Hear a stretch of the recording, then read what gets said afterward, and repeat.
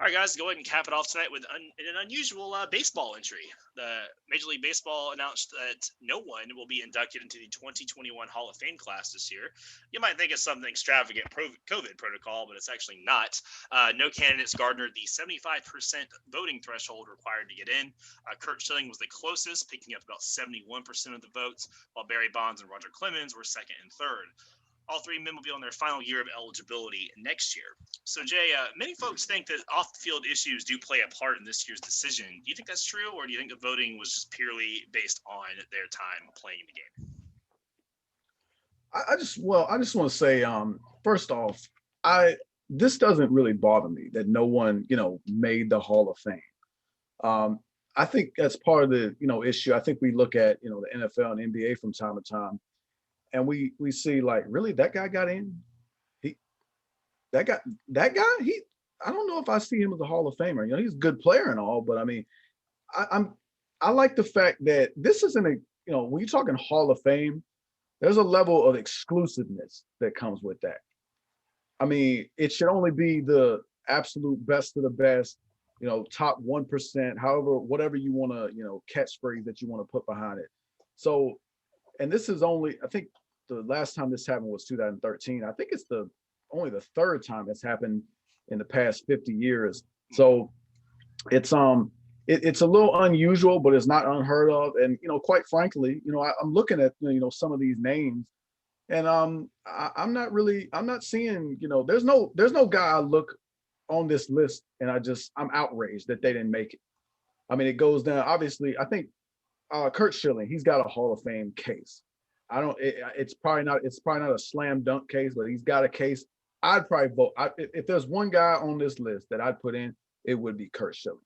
We know Barry Bonds and Roger Clemens had Hall of Fame careers, but look, baseball, and the voters and all, and just the idea that they want a clean sport, and about the turn of the century, well, that's a dark period in the history of baseball where the sport was tarnished by steroid use.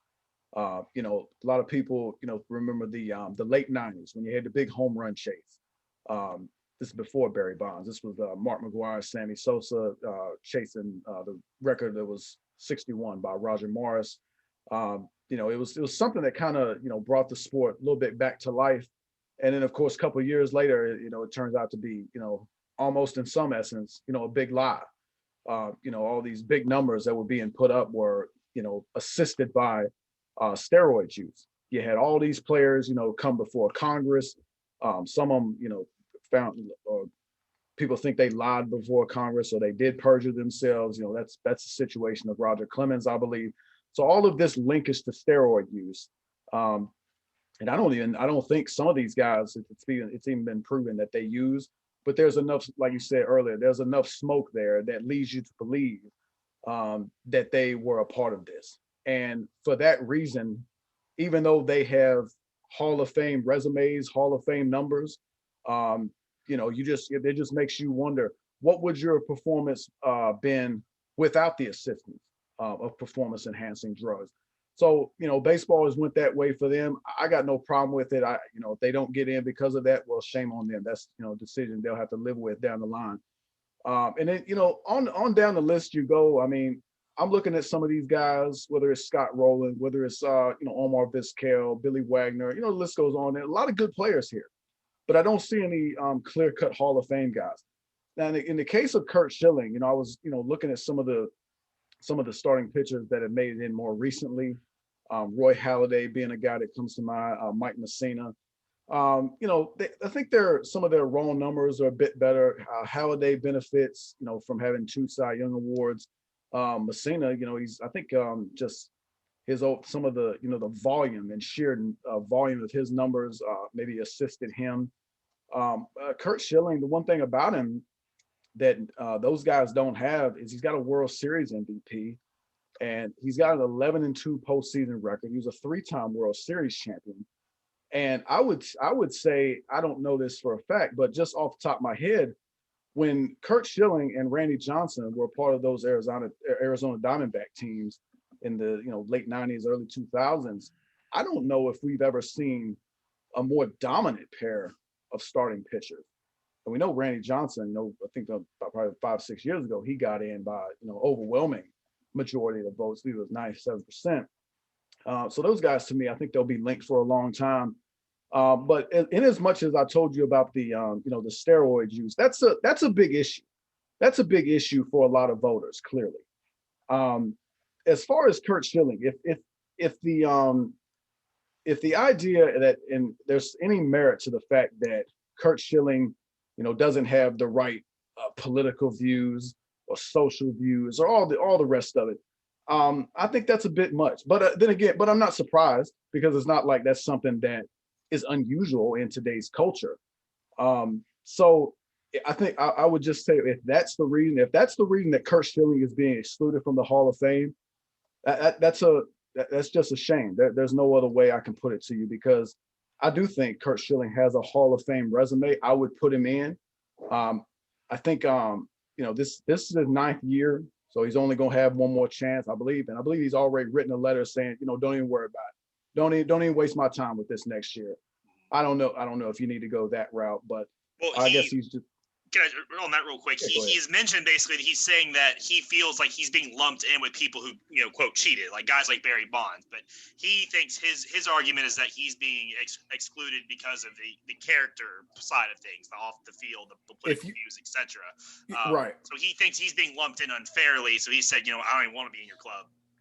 If that part is true, if Curt Schilling's right about that and he's being lumped in with cheaters, that's we hear the word injustice a lot in today's society.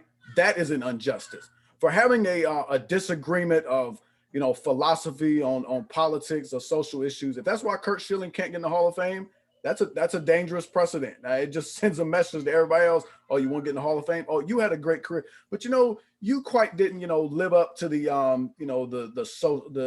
the politics of the day, and because of your views fall in the minority or whatever it may be, we're not going to let you in. Oh, you think there was a little bit of election fraud? No, we don't want to hear about election fraud. You can't be in the Hall of Fame.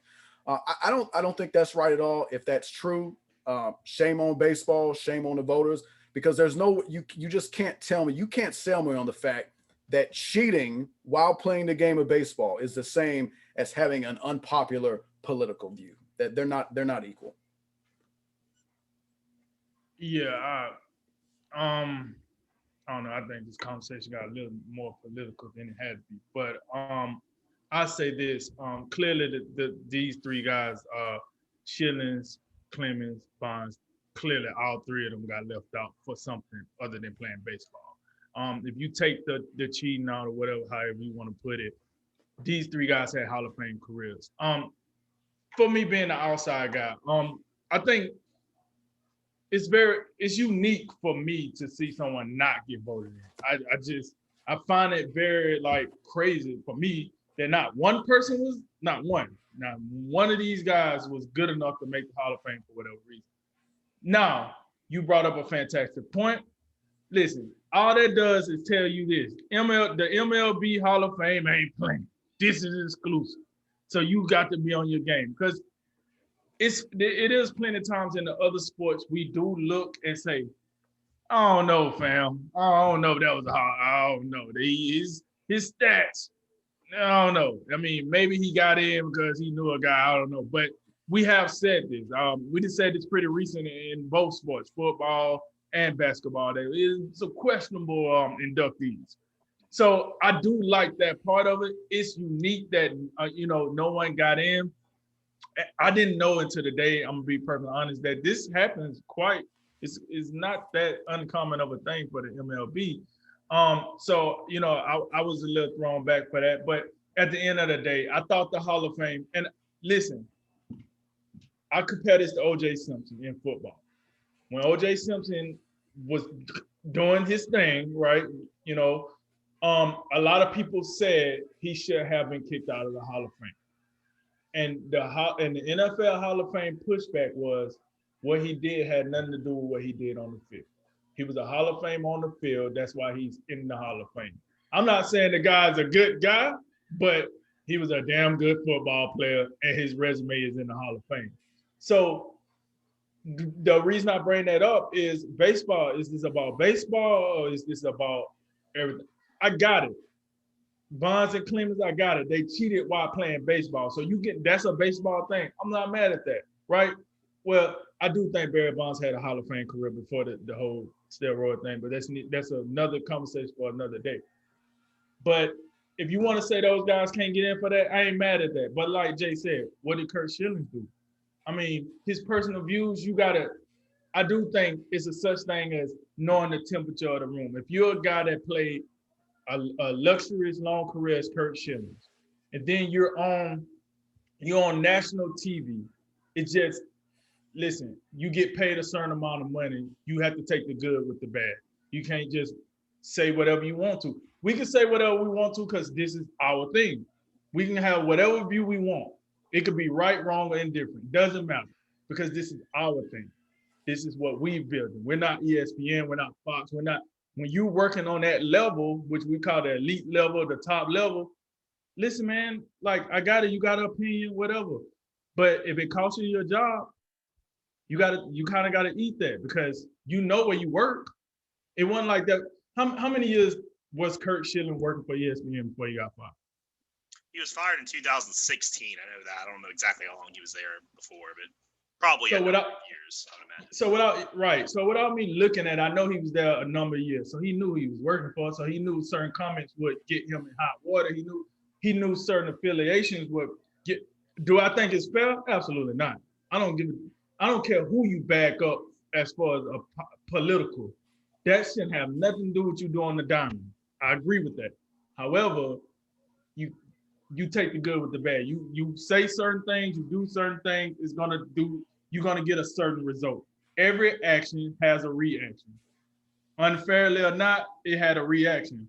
This is the world we live in. So, you know, it sucks to say, but I do think Kurt Schilling is a Hall of Fame. I really do. But, you know, like Jay said, this is the day we live in. I guess you get that type of stuff held against you, even though you didn't do anything bad in the sport of baseball. So with all that said, man, it's pretty clear cut here in this situation that we got 0 Hall of Famers in this class due to off the field or off the diamond product.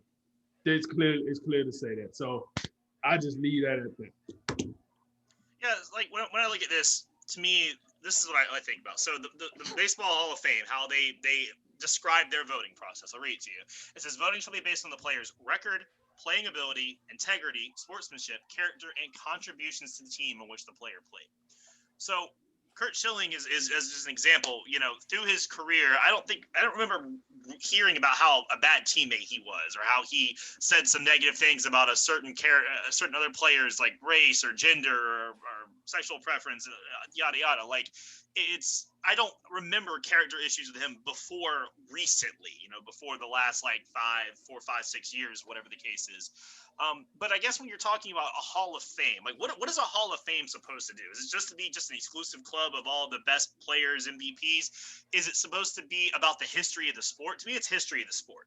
And if that's the case, not even talking about just Kurt Schilling, we're talking about guys like Barry Bonds, you know, in the steroid era.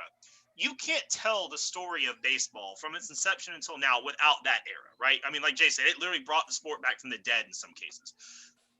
So to exclude that part of your history seems like you're trying to hide it or suppress it. It'd be like teaching American history and not teaching slavery. You're just going, well, that was really bad, so we're just not going to talk about it. We're just going to, and that happens sometimes. It does. I was about to say that does happen. It does happen. Exactly, you know. Yeah. Thank you, public education. But you know, if you're telling a correct story, then someone like Barry Bonds, to me, should be included. You should have an asterisk. You should say, hey, look, this is what was going on at the time. But you can't tell the history of the sport without guys who played in this era and guys like Barry Bonds and Kurt Schilling, etc. So if off the field issues are what is causing that, then it's, to me, there's a difference in the character issues and the performance issues. If the Hall really does want to keep anyone who could have ever possibly cheated out, and again, some of these guys wasn't ever confirmed. There's just a lot of evidence that they did, but you know what I mean? But then the character issues thing is a whole different can of worms.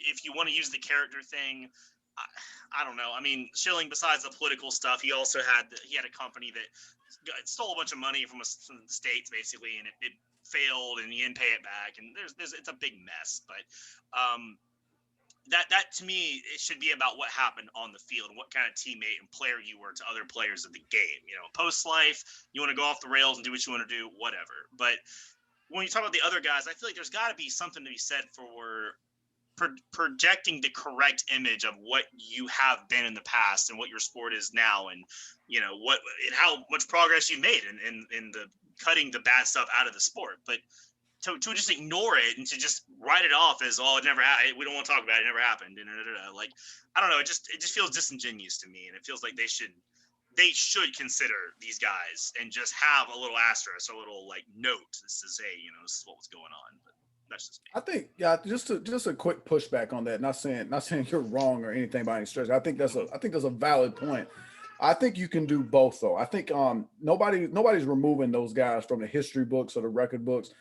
I don't think there's no asterisks by any of these numbers. Like, all that stuff still stands. I think what the Hall of Fame, some of the Hall of Fame voters are saying is, you don't get to be in this exclusive club if you did these things, talking about cheating, if you did those things.